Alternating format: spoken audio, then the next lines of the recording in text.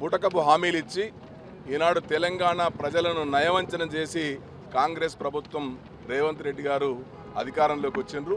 ప్రజలకు అన్ని కూడా అలవి కాని హామీలన్నీ, బూటకపు హామీలన్నీ కూడా ఇచ్చి ఎన్నికలలో ప్రజలను మభ్యపెట్టి ఓట్లేసుకొని ఈనాడు అధికారంలోకి వచ్చినటువంటి రేవంత్ రెడ్డి గారు ప్రజలకు ఇచ్చినటువంటి హామీలన్నింటినీ కూడా తుంగలో తొక్కి ఈనాడు ప్రజల మూడును డైవర్ట్ చేసే విధంగా రోజుకొక కొత్త కార్యక్రమాన్ని పెట్టుకుంటూ రోజుకొక అలజడిని సృష్టిస్తూ ఉంటూ ఈనాడు ఇచ్చినటువంటి హామీలను తుంగలో తొక్కడానికి ప్రయత్నం చేస్తూ ఉన్నాడు. ఏదైతే ఆనాడు రైతులకు చెప్పిండు, మేము అధికారంలోకి వస్తే ఎకరాకు 15,000 రూపాయలు ఇస్తామని చెప్పిండ్రు. 15,000 రూపాయలు ఇచ్చేది కాక అదివరకు ఇచ్చేటువంటి 10,000 రూపాయలను కేసీఆర్ గారు అధికారంలోకి వచ్చిన నాటి నుంచి, రైతు బంధు అమలు చేసిన నాటి నుంచి రాష్ట్రంలో 73,000 కోట్ల రూపాయలను రైతు బంధం రూపంలో అందించినటువంటి ఘనత కేసీఆర్ గారి ప్రభుత్వాన్ని. ఆనాడు ఇచ్చేటువంటి 10,000 కూడా ఇయ్యకపోగా 15,000 ఇస్తామని చెప్పి హామీ ఇచ్చి మరి వానాకాలంలో రైతు బంధుని ఎగ్గొట్టినటువంటి రైతు ద్రోహి రేవంత్ రెడ్డి అని చెప్పి ఈ సందర్భంగా తెలియజేస్తా ఉన్నాం. మరి 15,000 ఇస్తామని చెప్పి ఆనాడు ఎన్నికలలో చెప్పిండు. ఎన్నికల సభలలో పిసిసి అధ్యక్షుని హోదాలో మేము అధికారంలోకి వస్తే డిసెంబర్ 9 తర్వాత రైతు బంధుని తీసుకుంటే 15,000 వస్తాయి, ఇప్పుడు తీసుకుంటే 10,000 వస్తాయని చెప్పి రైతులను మభ్యపెట్టే ప్రయత్నం చేసిండు. మరి అధికారంలోకి వచ్చిన తర్వాత 15,000 రూపాయలు కాదు కదా, మొన్నటి కేబినెట్ సమావేశంలో 12,000 అని చెప్పి రైతులను మరొక్కసారి నయవంచనకు గురి చేసిండు, రైతులకు మోసం చేసిండు. ఒక్క రైతులనే కాదు, ఆనాడు చెప్పిండు మేము అధికారంలోకి వస్తే ప్రతి పంటకి క్వింటాల్కి 500 రూపాయల బోనస్ ఇస్తామని చెప్పిండ్రు.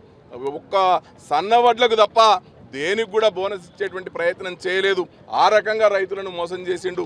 రైతు బీమా విషయంలో రైతులను మోసం చేసిండు. ఒక రైతులనే కాదు, మరి రుణమాఫీ పేరిట 2 లక్షల రూపాయలు రుణాన్ని మాఫీ చేస్తామని చెప్పిండు.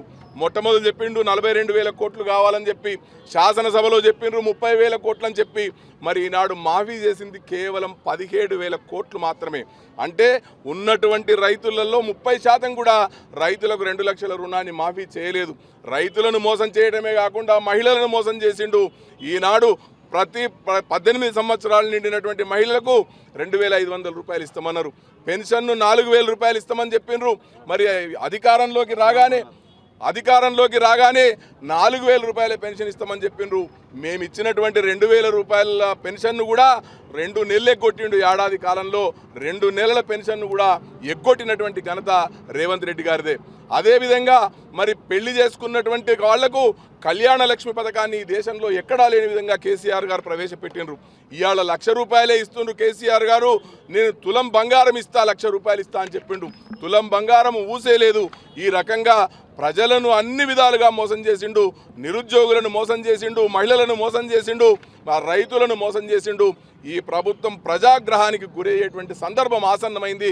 తప్పకుండా ప్రజల ఆగ్రహానికి గురై రేపు రాబోయేటువంటి స్థానిక సంస్థల ఎన్నికలలో తప్పకుండా ప్రజలు తగినటువంటి గుణపాఠాన్ని కాంగ్రెస్ పార్టీకి అదేవిధంగా ముఖ్యమంత్రికి చెప్తారని చెప్పి ఈ సందర్భంగా తెలియజేస్తా ఉన్నాం. ముఖ్యంగా ఈనాడు ప్రాజెక్టులు కడితే Mallanna Sagar project, Ranganayaka Sagar project, Kondapochamma Sagar project Siddipet జిల్లాలో ఉన్నాయి. మరి ఈనాడు కాళేశ్వరం ప్రాజెక్టు అబద్ధం అని చెప్పినటువంటి ముఖ్యమంత్రి ఈనాడు కేసీఆర్ గారు కట్టినటువంటి మల్లన్న సాగర్ నుంచి నీళ్లను హైదరాబాద్కు తరలించి మూసీ నది ప్రక్షాళన చేస్తామని చెప్తా ఉన్నాడు. అదేవిధంగా హైదరాబాద్కు తాగునీటిని ఇస్తామని చెప్తా ఉన్నాడు.